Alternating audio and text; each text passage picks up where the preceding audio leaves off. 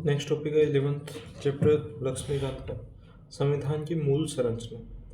आमतौर पर ये कहते हैं कि केशवानंद भारती मामले के तहत उच्चतम न्यायालय ने कहा था, केशवानंद भारती मामले हाई कोर्ट ने नहीं सुप्रीम कोर्ट ने कहा था कि केशवानंद संविधान के मूल ढांचे से संबंधित संरचना है ना, मूल ढांचे से संबंधित नियम है, उसमें संशोधन नहीं कर सकते हैं। बाकी संशोधन कर सकते हैं लेकिन मूल ढांचे को परिवर्तित किए बिना संशोधन कर सकते हैं। तो मूल संरचना किसे कहा गया है ये समझते हैं।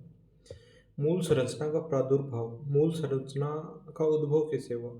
संविधान के अनुच्छेद 368 के अंतर्गत संसद मौलिक अधिकारों में संशोधन कर सकती है या नहीं, ये मामला उठा अनुच्छेद 368 के तहत कि संसद मौलिक अधिकारों को विशेष बहुमत द्वारा संशोधित किया जा सकता है। अनुच्छेद 368 में कहा गया है, और नीति निर्देशक तत्वों को भी विशेष बहुमत द्वारा। शंकरी प्रसाद मामले 1951 में पहले संशोधन अधिनियम की संवैधानिक वैधता को चुनौती दी गई, अच्छा, जिसमें संपत्ति के अधिकार में कटौती की गई थी। अब क्या हुआ कि अनुच्छेद 19 के तहत हमारे पास 7 मौलिक अधिकार थे, जिसमें एक था संपत्ति का अधिकार। संपत्ति के अधिकार को बाद में निरस्त कर दिया गया, ये मौलिक अधिकार था। फिर इसे भाग 12 में अनुच्छेद 300 क के तहत, भाग 12 में अनुच्छेद 300 क के तहत एक सामान्य विधिक अधिकार बना दिया गया, मौलिक अधिकार हटा दिया गया। मतलब यदि संपत्ति के अधिकार का उल्लंघन होता है तो हम उच्चतम न्यायालय या उच्च न्यायालय के अंदर डायरेक्ट नहीं जा सकते, डायरेक्ट नहीं जा सकते, हमें अपील के माध्यम ही याचिका दायर करनी पड़ेगी। सर्वोच्च न्यायालय ने व्यवस्था दी थी कि संसद में अनुच्छेद 368 में संशोधन की शक्ति के अंतर्गत ही मौलिक अधिकारों में संशोधन की शक्ति अंतर्निहित है। तो शंकरी प्रसाद मामले में संसद ने बोला, सर्वोच्च न्यायालय ने बोला कि अनुच्छेद 368 में मौलिक अधिकारों में संशोधन किया जा सकता है। अनुच्छेद 368 में ये उल्लेख किया गया है कि संसद मौलिक अधिकारों में संशोधन कर सकती है। अनुच्छेद 13 में विधि शब्द के अंतर्गत मात्र सामान्य विधियां कानूनी आती है। अनुच्छेद 13 में क्या कहा गया है, अनुच्छेद 13 आर्टिकल 13 12 के अंदर राज्य का नाम, 13 के अंदर देखते हैं क्या कहा गया। अनुच्छेद 13 में कहा गया है कि भारतीय संविधान के अनुच्छेद 13 में मूल अधिकारों से असंगत कानूनों को शून्य घोषित करने का प्रावधान है। मतलब वे नियम, संविधान द्वारा पारित वे नियम जो मूल अधिकारों के असंगत है, मतलब मूल अधिकारों को समाप्त करते हैं या उनका उल्लंघन करते हैं, तो उन्हें शून्य करने का अधिकार किसे, न्यायपालिका को है। शून्य करने का अधिकार न्यायपालिका को है। अनुच्छेद 13 में ये कहा गया है कि मूल अधिकारों से असंगत कानूनों को शून्य घोषित करने का प्रावधान है। तो अनुच्छेद 13 में विधि शब्द के अंतर्गत मात्र सामान्य विधियां ही आती है, संवैधानिक संशोधन अधिनियम नहीं। अब अनुच्छेद 13 में कहा गया है कि मौलिक अधिकारों को कम करने वाली जितनी भी विधियां हैं वे शून्य होगी। तो अब विधि शब्द की परिभाषा दी थी उस समय न्यायालय ने। न्यायालय बोलता है कि विधि के अंतर्गत सामान्य विधियां ही आती है। यदि संविधान संशोधन करते, सामान्य विधियां मतलब सरकार ने कोई नई विधि बनाई, तो वो विधि यदि मौलिक अधिकारों का उल्लंघन करती है तो अनुच्छेद 13 के तहत वो मान्य नहीं होगी, वो शून्य होगी। लेकिन यदि संविधान संशोधन अधिनियम के तहत कोई विधि बना दी ना, तो वो विधि शब्द के अंदर नहीं आती है, इसलिए वो अनुच्छेद 13 के तहत शून्य नहीं हो सकती है। इसलिए संसद संविधान संशोधन अधिनियम पारित कराकर भौतिक अधिकारों को संक्षिप्त कर सकती है अथवा किसी मौलिक अधिकार को वापस ले सकती है। तो शंकरी प्रसाद मामले में उच्चतम न्यायालय ने बोला, नहीं उच्चतम न्यायालय ने बोला कि अनुच्छेद 368 के तहत संशोधन मौलिक अधिकारों में किया जा सकता है। ठीक है, क्योंकि अनुच्छेद 13 में अब प्रॉब्लम कहा रही थी कि अनुच्छेद 13 में कहा गया कि वे सभी विधियां जो मौलिक अधिकारों का उल्लंघन करती है, मतलब या तो उन्हें कम करती है या समाप्त करती है, वे शून्य होगी। ठीक है, अनुच्छेद 13 में विधि। अब न्यायालय ने विधि शब्द की परिभाषा स्थापित की इस समय कि विधि शब्द के अंतर्गत मात्र सामान्य विधियां ही आती है। मतलब जो सामान्य संशोधन नहीं, संविधान संशोधन नहीं आते। संविधान संशोधन अलग है, विधेयक पारित होना अलग है। तो सामान्य यदि विधेयक पारित होता है वो मौलिक अधिकारों का उल्लंघन करता है तो वो शून्य होगा। लेकिन संविधान संशोधन अधिनियम यदि पारित होता है और भौतिक अधिकारों को संक्षिप्त करता है तो वो अनुच्छेद 13 के तहत शून्य नहीं होगा। ठीक है, बाद में आ गया गोलकनाथ मामला। गोलकनाथ मामला 1967 में सर्वोच्च न्यायालय ने अपनी पहले वाली स्थिति बदल दी। ये पहले वाली स्थिति बदल दी। इस मामले में 17वें संशोधन अधिनियम की संवैधानिक वैधता को चुनौती दी गई थी, जिसमें 9वीं अनुसूची में राज्य द्वारा किए जाने वाले कुछ कार्यवाहियों को जोड़ दिया गया था। ठीक है, ये कोष्टक में रखते हैं। पहले वाली स्थिति को बदल दी। यहाँ तक सर्वोच्च न्यायालय ने व्यवस्था दी कि मौलिक अधिकारों को लोकोत्तर तथा अपरिवर्तनीय स्थान प्राप्त है, इसलिए संसद मौलिक अधिकारों में न तो कटौती कर सकती है और न किसी भौतिक अधिकार को वापस ले सकती है। पहले तो बोला कि संविधान संशोधन द्वारा यदि मौलिक अधिकारों में परिवर्तन किया जाता है ना, तो वो अनुच्छेद 13 के तहत शून्य नहीं होते हैं, और अनुच्छेद 13 में जो विधि शब्द है उसमें संविधान संशोधन शब्द सम्मिलित नहीं है। ठीक है, इसलिए संसद है वो मौलिक अधिकारों में कटौती कर सकती है। संगरी प्रसाद मामले में तो सर्वोच्च न्यायालय ने ये कहा। फिर गोलकनाथ मामला है। गोलकनाथ मामले में सर्वोच्च न्यायालय बोलता है कि नहीं, जो मौलिक अधिकार संविधान के अंदर उपस्थित है ना, वो अपरिवर्तनीय है। लोकोत्तर मतलब उन्हें सबसे ऊंचा स्थान, लोक, इस लोक से ऊपर का स्थान प्राप्त है। मतलब मौलिक अधिकार बहुत अच्छे हैं और ये अपरिवर्तनीय है, इनमें परिवर्तन नहीं कर सकती है संसद। इसलिए संसद मौलिक अधिकारों में न तो कटौती कर सकती है, न किसी भौतिक अधिकार को वापस ले सकती है। न तो कटौती कर सकती है कि घूमने के अधिकार को कुछ हद तक प्रतिबंधित किया जाता है, नहीं, और न किसी भौतिक अधिकार को वापस ले सकती है, किसी भी मौलिक अधिकार को वापस भी नहीं ले सकती। संवैधानिक संशोधन अधिनियम के अनुच्छेद 13 के आशयों के अंतर्गत एक कानून है, इसलिए किसी भी मौलिक अधिकार का उल्लंघन करने में सक्षम नहीं। अब संकरी प्रसाद मामले में संसद ने बोला कि संविधान संशोधन है ना, वो विधि के अंतर्गत नहीं आते हैं। ठीक है, यहाँ उच्चतम सुप्रीम कोर्ट बोलता है कि अनुच्छेद 13 के अंतर्गत संवैधानिक संशोधन भी आते हैं। मतलब संवैधानिक संशोधन यदि अनुच्छेद 13 में विधि शब्द के अंदर आ जाएंगे ना, तो फिर अनुच्छेद 13 बोलता है कि वे सभी विधियां जो मौलिक अधिकारों का उल्लंघन करती है या उन्हें समाप्त करती है शून्य होंगी। तो अनुच्छेद 13 के तहत संवैधानिक संशोधन भी शून्य हो जाएंगे, जो भौतिक अधिकारों को वापस लेता है या उनमें कटौती करता है। इसलिए किसी भी मौलिक अधिकार का उल्लंघन करने में सक्षम नहीं। गोलकनाथ मामले में सर्वोच्च न्यायालय की व्यवस्था की प्रतिक्रिया में संसद ने 24वां संशोधन अधिनियम अधिनियमित किया। अब क्या हुआ, गोलकनाथ मामले ने सरकार के विपरीत मामला दे दिया। ठीक है, सरकार क्या चाहती थी कि हम चाहें वैसे मौलिक अधिकारों में संशोधन करें। ठीक है, मौलिक अधिकारों में संशोधन करना चाहती थी। सरकार ने रोक लगा दी कि नहीं भाई, आप, न्यायालय ने रोक लगा दी, सुप्रीम कोर्ट ने रोक लगा दी कि आप ऐसे नहीं कर सकते, आप जो मूल मौलिक अधिकार, भौतिक अधिकार है, उन्हें वापस नहीं ले सकते हैं। तो अब इसकी प्रतिक्रिया में, अब देखो, भारत के अंदर न्यायपालिका को सर्वोच्च स्थिति प्राप्त है एक तरफ, दूसरी तरफ संसद को भी सर्वोच्च स्थिति प्राप्त है। कैसे? संसद विशेष बहुमत द्वारा कोई भी विधेयक पारित करवाकर कानून बना देती है कि भाई हम ऐसा करेंगे, नियम बना दिया अपनी मनमर्जी का। अब ये न्यायालय को भी अधिकार प्राप्त है कि वो न्यायिक समीक्षा के तहत उस अधिकार को, उस विधेयक को चेक कर लेती है कि ये विधेयक संवैधानिक उपबंधों का उल्लंघन तो नहीं कर रहा है। यदि उल्लंघन करता है तो उसे शून्य घोषित कर देती है। तो फिर ये भी टॉप पावर पे हो गई, ये भी टॉप पावर पे हो गई। और ये संसद है वो नियम केवल संविधान में जो प्रक्रिया है उसके तहत ही बनाएगी, लेकिन अपनी इच्छा का कानून बना सकती है ये प्रक्रिया के तहत, और प्रक्रिया के तहत उस कानून को रद्द कर सकती है। तो सुप्रीम कोर्ट ने ये अधिकार संसद का रद्द कर दिया कि संसद मौलिक अधिकारों को वापस ले सकती है या इनमें कटौती कर सकती है। तो अब संसद ने क्या किया, एक 24वां संशोधन अधिनियम 1971 पारित कर दिया। ठीक है, उसमें क्या कहा गया था कि राष्ट्रपति है वो संविधान संशोधन से संबंधित विधेयकों को अपनी सहमति देंगे, न तो वो उसे रोक के रखेंगे, न ही वापस भेजेंगे। इस अधिनियम ने अनुच्छेद 13 तथा 368 में संशोधन कर दिया और घोषित किया कि अनुच्छेद 368 के अंतर्गत संसद को मौलिक अधिकारों को सीमित करने अथवा किसी मौलिक अधिकार को वापस लेने की शक्ति है।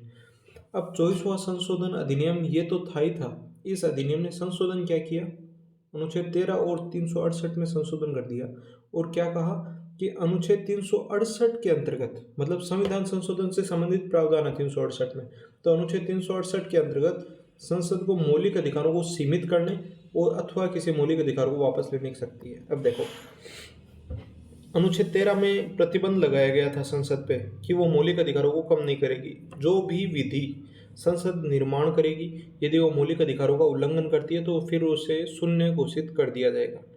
अब संसद ने क्या किया, अनुच्छेद 13 में ही संशोधन कर दिया और उसकी परिभाषा चेंज कर दी कि संसद को यह अधिकार है कि वो मौलिक अधिकारों को सीमित करे या फिर वापस ले ले। संसद को यह अधिकार है और ऐसा अधिनियम अनुच्छेद 13 के आशयों के अंतर्गत एक कानून नहीं माना जाएगा। और ऐसा अधिनियम, देखो अनुच्छेद 13 की परिभाषा है कि वे सभी विधियां जो मूल अधिकारों को वापस लेती हैं या उल्लंघन करती है उनका, वो शून्य होगी। तो वो विधि शब्द के अंदर नहीं माना जाएगा वो संशोधन।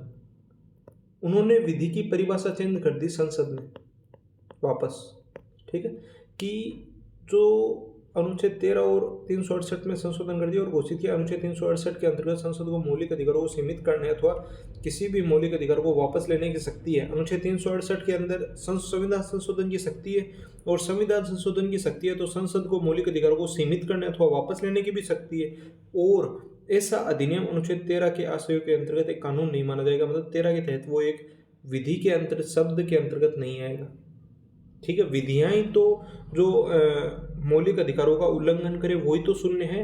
हम ये कहेंगे ही नहीं कि ये विधि है तो वो शून्य कहाँ से होगी। इसके अंदर ये नियम अपनाया गया। गोलकनाथ मामला, सबसे पहले शंकरी प्रसाद, फिर गोलकनाथ, फिर केशवानंद भारती मामला।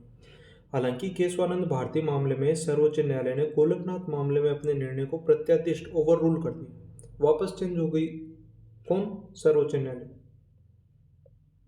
गोलकनाथ मामले में निर्णय ओवर रूल मतलब अतिक्रमण या फिर प्रत्यादेश मतलब उसके ऊपर नया रूल लगा दिया। इसमें 24वें संविधान संशोधन अधिनियम 1971 की वैधता को बहाल रखा और व्यवस्था दी कि संसद मौलिक अधिकारों को सीमित कर सकती है अथवा किसी अधिकार को वापस ले सकती है। साथ ही सर्वोच्च न्यायालय ने एक नया सिद्धांत दिया, संविधान की मूल संरचना का सिद्धांत। अब इसके अंदर टकराव किस किस के बीच हो रहा है? अभी संसद और न्यायपालिका के बीच, ठीक है। न्यायपालिका बोल रही है कि आप मौलिक अधिकारों को सीमित मत कीजिए। संसद कह रही है कि हमें मौलिक अधिकारों को सीमित करने की शक्ति प्राप्त है संविधान से, ठीक है। तो अब सबसे पहले शंकरी प्रसाद मामला। शंकरी प्रसाद मामले में सर्वोच्च न्यायालय मान गया था कि आपने संपत्ति के अधिकार, जो कि मौलिक अधिकार था, उसमें आपने कटौती कर दी और उसे एक विधिक अधिकार बना दिया, ठीक है। कोई बात नहीं, आप कर सकते हैं संविधान का संशोधन, ठीक है। और संविधान संशोधन शब्द है वो विधि के अंतर्गत नहीं आता है, पहली बार न्यायालय ने ये बोला, ठीक है। इसलिए संपत्ति के अधिकार को हटा दिया गया मौलिक अधिकारों से। फिर गोलकनाथ मामले में सर्वोच्च न्यायालय ने अपने निर्णय को वापस परिवर्तित किया। मैं बता दूं, सर्वोच्च न्यायालय या किसी भी न्यायालय को अपने निर्णय की समीक्षा करने की शक्ति है और परिस्थिति के अनुसार उसमें परिवर्तन करने की भी शक्ति है। यदि एक बार न्यायालय कहता है ये बात सही है तो अगली बार वो गलत बोल सकता है।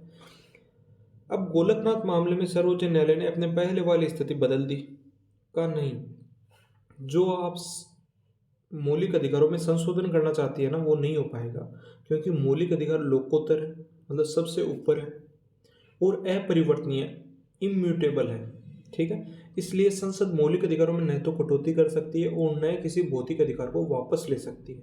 संवैधानिक संशोधन अधिनियम के अनुच्छेद 13 के आशयों के अंतर्गत एक कानून है, इसलिए किसी भी मौलिक अधिकार का उल्लंघन करने में सक्षम नहीं। अब पहले वाले में, शंकरी प्रसाद वाले में बोला कि संविधान संशोधन है ना, ये शब्द, ये विधि शब्द, विधि अनुच्छेद 13 के विधि शब्द है ना, उसमें शामिल नहीं है, ठीक है। इसलिए अनुच्छेद 13 के तहत संविधान संशोधन पर कोई प्रतिबंध आरोपित नहीं होता है, आप संविधान संशोधन कर सकते हैं। ये था शंकरी प्रसाद। दूसरा आ गया गोलकनाथ। गोलकनाथ में इसने चेंज कर दिया अपना रूल है, जो पहले इसने कहा था कि विधि शब्द के अंतर्गत नहीं आता। इसने कहा कि नहीं, संविधान संशोधन वो अनुच्छेद 13 के तहत विधि शब्द में आता है। विधि शब्द है ना अनुच्छेद 13 में कि वे विधियां शून्य होगी जो मौलिक अधिकारों का उल्लंघन करती है, उस विधि के अंदर संविधान संशोधन भी शामिल है। इसलिए यदि आप संविधान संशोधन से मौलिक अधिकारों को कम करते हैं या फिर हटाते हैं तो वो अनुच्छेद 13 के तहत वो नियम अमान्य होगा, शून्य हो जाएगा वो, ठीक है। अब सरकार ने इस पर प्रतिक्रिया दी, मतलब संसद ने प्रतिक्रिया दी और एक नया संविधान संशोधन पारित किया। ठीक है, वो था 24वां संविधान संशोधन अधिनियम 1971। इसके अंतर्गत कहा गया, इसके अंदर इसी वर्ड को हटा दिया गया कि देखो भाई, सुप्रीम कोर्ट बोल रहा है कि संविधान संशोधन है वो अनुच्छेद 13 के तहत विधि शब्द में आता है। हम संविधान संशोधन द्वारा ये घोषित करते हैं कि संविधान संशोधन शब्द वो विधि के अंतर्गत नहीं आता है। संसद ने इसे कैंसिल कर दिया। अब केशवानंद भारती मामले में सर्वोच्च न्यायालय ने टकराव को रोकते हुए सोचा इतना टकराव बढ़ रहा है, रोके इसे। गोलकनाथ मामले में अपने निर्णय को प्रत्यादेश कर दिया और 24वें संविधान संशोधन अधिनियम की वैधता को बहाल रखा। मतलब इसने 24वें संविधान संशोधन अधिनियम 1971 को समाप्त नहीं किया न्यायपालिका ने, और एक नई व्यवस्था दी कि संसद मौलिक अधिकारों को सीमित कर सकती है, संसद मौलिक अधिकारों को सीमित कर सकती है अथवा किसी अधिकार को वापस भी ले सकती है। साथ ही सर्वोच्च न्यायालय ने एक नया सिद्धांत दिया, संविधान की मूल संरचना का सिद्धांत। अब तीसरे में क्या, 2-3 में संसद आ गई। संसद ने संविधान संशोधन किया 24वां 1971। इसके तहत अनुच्छेद 13 के अंदर विधि शब्द के अंदर संविधान संशोधन शामिल नहीं है, इन्होंने ये कहा। अब चौथे के अंदर केशवानंद भारती मामला आ गया। केशवानंद भारती मामला, इसमें न्यायपालिका ने कहा ठीक है, आपकी बात मान लेंगे कि 24वें संविधान संशोधन अधिनियम 1971 के तहत विधि शब्द में संविधान संशोधन नहीं आता है, ये मान लिया हमने, लेकिन इसके साथ इन्होंने एक चीज ऐड कर दी, मूल संरचना का सिद्धांत, बेसिक स्ट्रक्चर। ठीक है, माइंड लगा के 24वें संविधान संशोधन अधिनियम 1971 को निरस्त नहीं किया, केवल उसके साथ एक चीज ऐड कर दी, मूल संरचना का सिद्धांत। ये क्या है? इसने व्यवस्था दी कि अनुच्छेद 368 के अंतर्गत संसद के संवैधानिक अधिकार उसे संविधान की मूल संरचना को ही बदलने की शक्ति नहीं देते हैं। इसका अर्थ यह हुआ कि संसद मौलिक अधिकारों को सीमित नहीं कर सकती अथवा वैसे मौलिक अधिकारों को वापस नहीं ले सकती जो संविधान की मूल संरचना से जुड़े हो। बस इसे नाम परिवर्तित कर दिया गया, बात वो की वो रही। इन्होंने सुप्रीम कोर्ट ने अपनी जीत हासिल कर ही ली यहाँ पे। इन्होंने कहा कि जो मौलिक संरचना है, संविधान निर्माताओं ने जिस संविधान का निर्माण किया था उसमें जितने मौलिक अधिकार प्रदान किए गए हैं, आप उनमें न तो परिवर्तन कर सकते हैं, न ही उन्हें कम कर सकते हैं, बस उनमें जोड़ सकते हैं आप।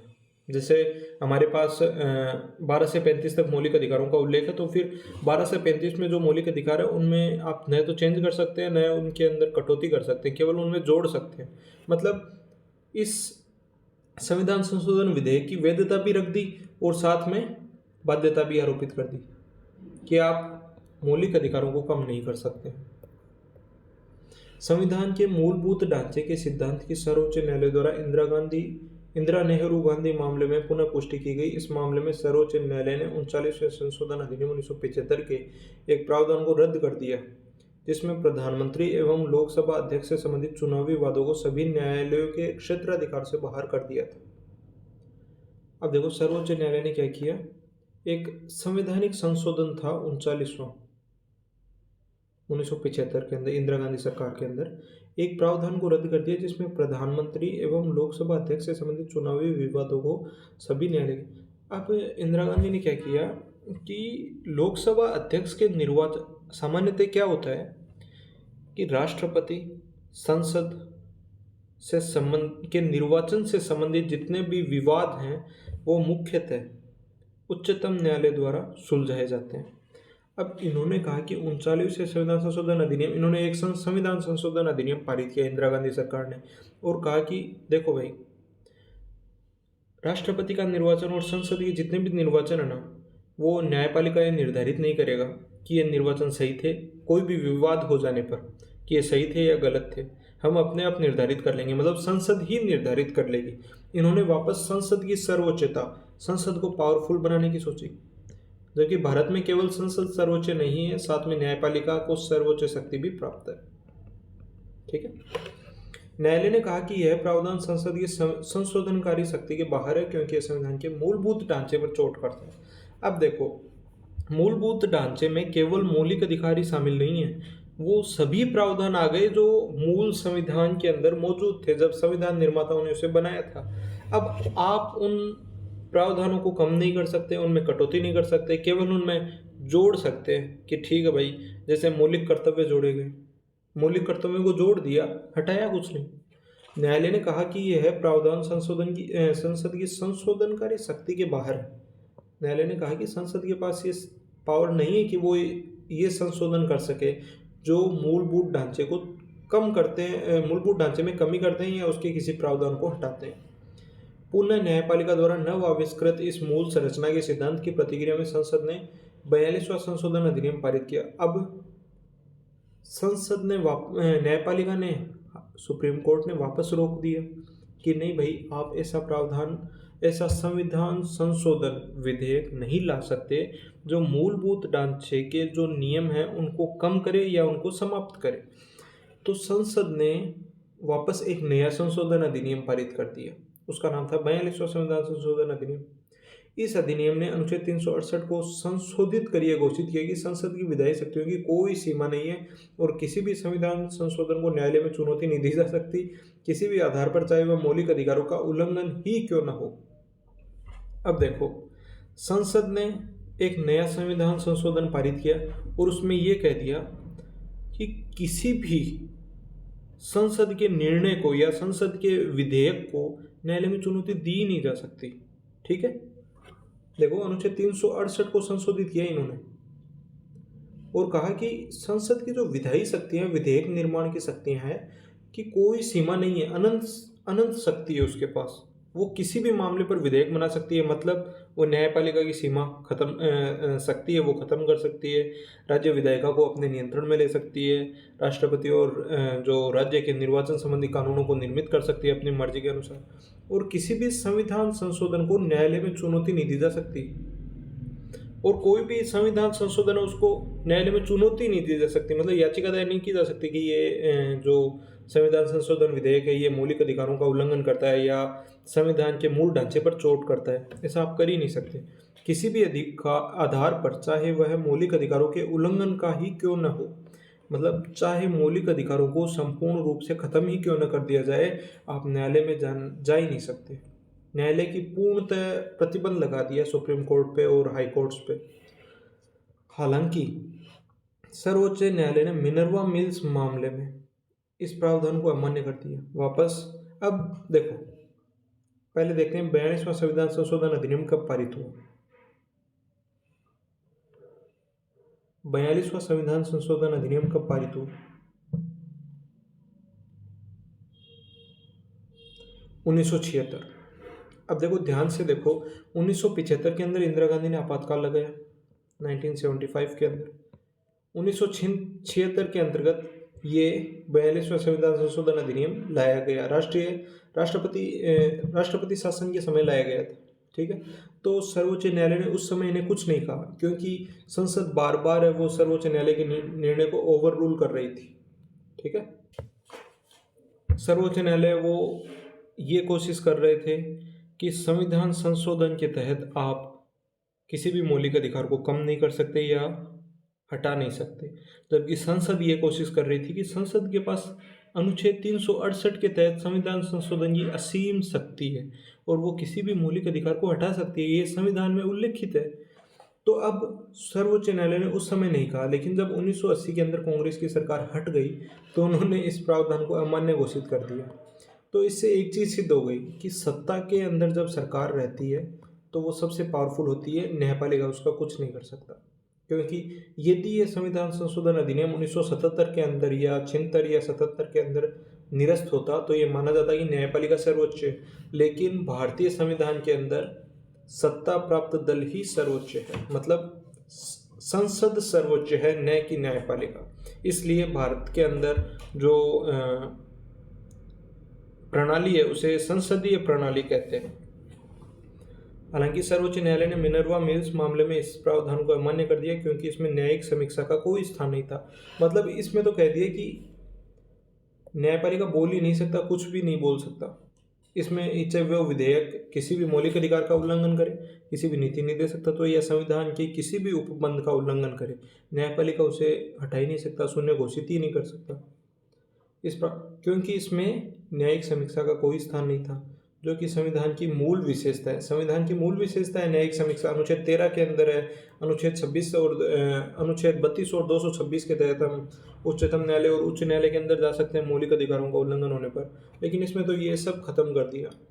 अनुच्छेद 368 से संबंधित इस मूल संरचना के सिद्धांत को इस मामले पर लागू करते हुए न्यायालय ने व्यवस्था दी, मूल संरचना के सिद्धांत को वापस ले आई न्यायपालिका है वो। ये देखो ध्यान से, चूंकि संविधान ने संसद को सीमित संशोधनकारी शक्ति दी है, इसने पूर्णतः अनुच्छेद 368 की परिभाषा वर्णित की है। यहाँ पर संसद को उस समय लग रहा था कि असीमित शक्ति दी है हमें संशोधन की, लेकिन इसने वापस परिभाषा में वर्णन किया है कि चूंकि संविधान ने संसद को सीमित संशोधनकारी शक्ति दी है, इसलिए उस शक्ति का उपयोग करते हुए संसद इसे चरम अथवा निरंकुश सीमा तक नहीं बढ़ा सकती। मतलब संसद ना वो न्यायपालिका की स्वतंत्रता खत्म नहीं कर सकती। कुल मिला के बात इतनी है। वास्तव में सीमित संसद को संशोधनकारी शक्ति संविधान की मूल विशेषताओं में से एक। वास्तव में सीमित संसद को संशोधनकारी शक्ति संविधान की, अतः इस शक्ति की सीमाबद्धता को नष्ट नहीं किया जा सकता। ये सही है, छोड़ो। दूसरे शब्दों में संसद अनुच्छेद 368 के अंतर्गत अपनी संशोधनकारी शक्ति को विस्तारित कर निरस्त करने का अधिकार हासिल नहीं कर सकती। मतलब अनुच्छेद 368 में कहा गया है कि संसद संविधान के अंदर संशोधन कर सकती है, मतलब संविधान का जो मूल ढांचा है उसमें संशोधन कर सकती है, लेकिन अनुच्छेद 368 को निरस्त कर दे तो 368 बोलता है कि संसद वो संविधान संशोधन के उपबंध है इसके अंदर कि इस तरीके से संशोधन कर सकती है, लेकिन अनुच्छेद 368 को ही निरस्त कर दे तो फिर अनुच्छेद 368 को निरस्त नहीं कर सकती। ये न्यायपालिका ने बोला के अंतर्गत अपने संशोधन कर शक्ति को विस्तारित कर निरस्त करने का अधिकार हासिल नहीं कर सकती, अथवा संविधान को रद्द इसकी मूल विशेषताओं को नष्ट नहीं कर सकती। सीमित शक्ति का दाता इस शक्ति का उपयोग करते हुए सीमित व्यक्ति को असीमित शक्ति में नहीं बदल सकता। ठीक है, कुल मिला के संसद है वो मूल ढांचे के नियम का पालन करेगी, जिसके तहत संसद संविधान के अंदर जो उपबंध हैं, मूल ढांचे से संबंधित उपबंध हैं, उनको कम नहीं कर सकती, खत्म नहीं कर सकती, उनमें एड ऑन कर सकती है, जोड़ सकती है। पुनः वामन राव मामले में सर्वोच्च न्यायालय ने मूल संरचना के सिद्धांत को मानते हुए स्पष्ट किया कि 24 अप्रैल 1973 के बाद अधिनियमित संविधान संशोधनों पर लागू 24 अप्रैल 1973 के बाद जितने भी अधिनियम लागू हुए थे ना, उनमें ये मूल ढांचे के सिद्धांत को माना जाए और जो संशोधन संसद ने किए उन्हें निरस्त कर दिया जाए। मूल संरचना के तत्व है, ये क्या है?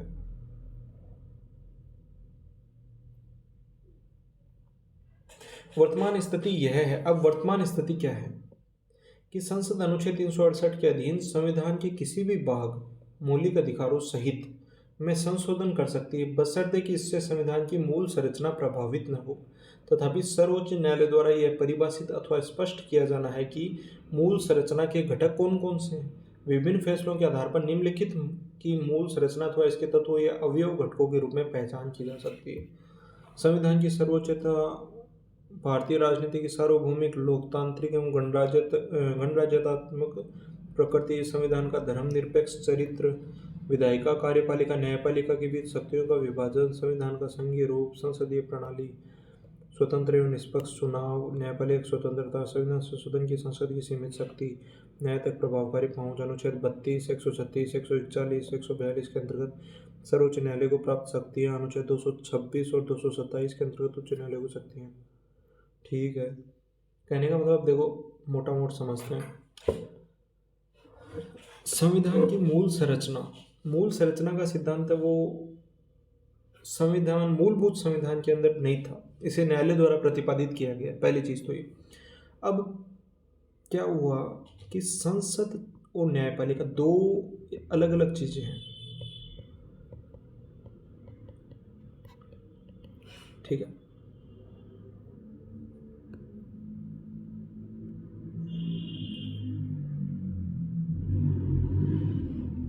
संसद और न्यायपालिका दो अलग अलग चीजें हैं, संसद और न्यायपालिका। संविधान के अंतर्गत दोनों को शक्तियां प्रदान की गई है, जहां पर संसद विधेयक पारित कर सकती है और विधेयक पारित कर एक कानून का निर्माण कर सकती है। अब न्यायपालिका, बीच में संविधान आ गया, ये याद रखना है। न्यायपालिका न्यायिक समीक्षा की शक्ति प्रदान करती इसको। इसके तहत वो विधेयक को है ना चेक करेगी, ये चेक करेगी कि इसके अंदर संविधान के तहत उपबंध ही शामिल किए गए, मतलब संविधान में जो नियम और प्रक्रिया उल्लेख है उसके तहत ये विधेयक बनाया गया है और ये विधेयक संवैधानिक उपबंधों का उल्लंघन नहीं करता है। ये चेक करके फिर कहेगी हाँ ठीक है, ठीक है तो ठीक है, लागू है ये, और वरना ये निरस्त हो जाएगा। तो कुल मिला के संसद का काम हो गया विधेयकों का निर्माण करना और न्यायपालिका का काम हो गया विधेयकों की समीक्षा करना या चेक करना विधेयक सही है या नहीं, ठीक है। लेकिन संसद को ये मंजूर नहीं था क्योंकि इंदिरा गांधी सरकार के अंदर जो संसद है वो निरंकुश व्यवहार करने लग गई कि संसद ही सर्वोच्च है, न तो संविधान सर्वोच्च है और न ही न्यायपालिका सर्वोच्च है। संविधान के अंदर चूंकि संशोधन की शक्ति वर्णित है तो संसद जैसे चाहे वैसे संशोधन कर सकता है, न्यायपालिका उसमें क्या करेगी। लेकिन न्यायपालिका ने कहा नहीं, ऐसा नहीं होना चाहिए। तो अब पहला मामला उठा शंकरी प्रसाद में। शंकरी प्रसाद में पहला मामला उठा। इसमें कहा गया कि संसद ने कहा कि जो संशोधन है ना, संशोधन को वैधता, संशोधन किया संसद ने एक, न्यायपालिका ने कहा ठीक है, संविधान का संशोधन है वो मान्य है, ठीक है, और अनुच्छेद 13 की विधि शब्द के अंतर्गत नहीं शामिल है। अब क्या हुआ कि संविधान ने खुद को बचाने का प्रावधान किया है। उसने बचाया कैसे कि अनुच्छेद 13 के अंदर ये लिखा हुआ है कि यदि कोई विधि है वो संवैधानिक उपबंधों को हटाने का प्रावधान कर देती है या संविधान को निरस्त करने का प्रावधान कर देती है तो उसे शून्य घोषित कर दिया जाए। तो अब विधि शब्द को परिभाषित नहीं किया गया है संविधान के अंतर्गत, तो विधि शब्द की परिभाषा या तो संसद करेगी या फिर न्यायपालिका करेगी। यहाँ पर न्यायपालिका ने विधि की परिभाषा दी कि संविधान संशोधन वो विधि में शामिल नहीं है, इसलिए वो शून्य नहीं होगा और संसद संविधान संशोधन कर सकती है। ये देखो, मौलिक अधिकारों को वापस ले सकती है, मतलब मौलिक अधिकारों को वापस ले सकती है संविधान संशोधन के माध्यम से। दूसरा मामला आ गया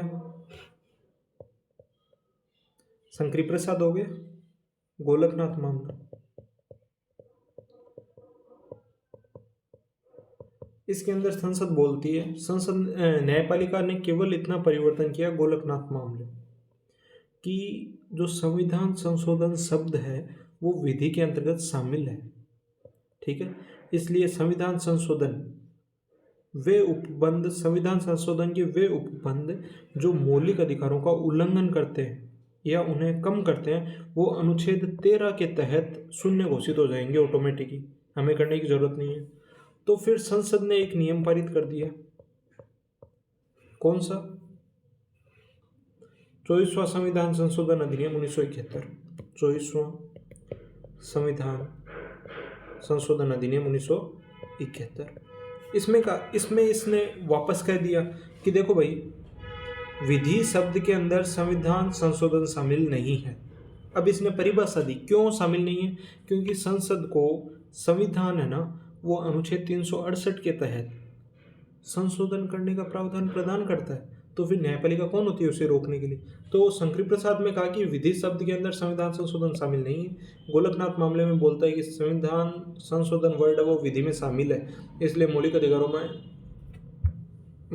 को कम नहीं कर सकती, उनमें मतलब परिवर्तन नहीं कर सकती, वो परिवर्तन जो उन्हें कम करते हैं, या हटा नहीं सकते किसी भी मौलिक अधिकार को, हालांकि एड ऑन कर सकती है।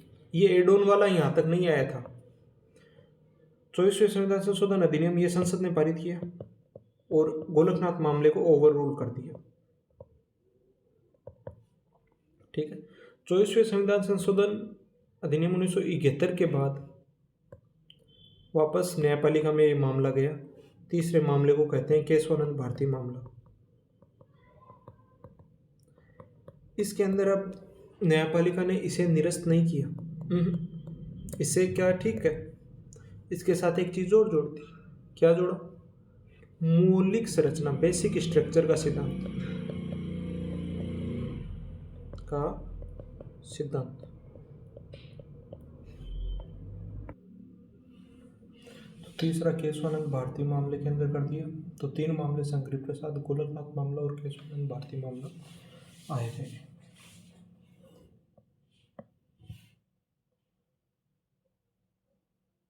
तो फिलहाल यही प्रचलित है। संविधान की मूल संरचना का सिद्धांत प्रचलित है वर्तमान के अंतर्गत। मूल संरचना का सिद्धांत, जिसके तहत क्या होता है, प्रावधान ये है कि संसद अनुच्छेद 368 के तहत संविधान संशोधन कर सकती है, लेकिन वो संविधान के जो मूल ढांचे से संबंधित नियम है उनको न तो कम कर सकती है और न ही उनको समाप्त कर सकती है, केवल अतिरिक्त नियम जोड़ सकती है। ओके, तो ये कंप्लीट हो गया।